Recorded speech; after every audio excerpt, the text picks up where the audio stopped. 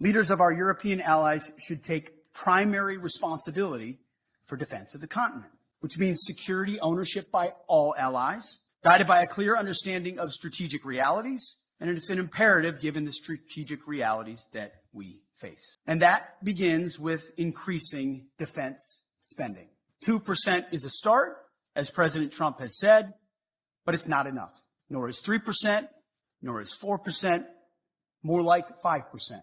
Real investment, real urgency. We can talk all we want about values. Values are important. But you can't shoot values.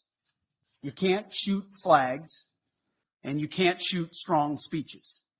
There is no replacement for hard power. As much as we may not want to like the world we live in some cases, there's nothing like hard power. It should be obvious that increasing allied European defense spending is critical, as the President of the United States has said. Also critical is expanding our defense industrial base capacity on both sides of the Atlantic. Our dollars, our euros, our pounds must become real capabilities.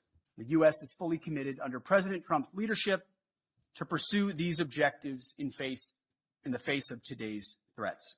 Yesterday, I had a chance to attend the Ukraine Defense Contact Group. Today, participated in both the NATO Ministerial and the Ukraine Council. In both, we discussed Russia's war of aggression against Ukraine.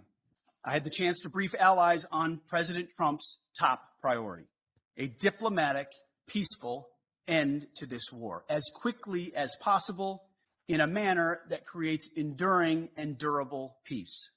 The American Defense Department fully supports the efforts of the Trump administration, and we look to allies to support this important work with leading on Ukraine security assistance now through increased contributions and greater ownership of future security assistance to Ukraine. President Trump gave me a clear mission: achieve peace through strength, as well as put America first, our people, our taxpayers, our borders, and our security. We are doing this by reviving the warrior ethos, rebuilding our military, and reestablishing deterrence. NATO should pursue these goals as well. NATO is a great alliance, the most successful defense alliance in history. But to endure for the future, our partners must do far more for Europe's defense. We must make NATO great again. It begins with defense spending, but must also include reviving the transatlantic defense industrial base, rapidly fielding emerging technologies, prioritizing readiness and lethality, and establishing real deterrence. Finally, I want to close with this. After World War II, first General and then President Eisenhower was one of NATO's strongest supporters.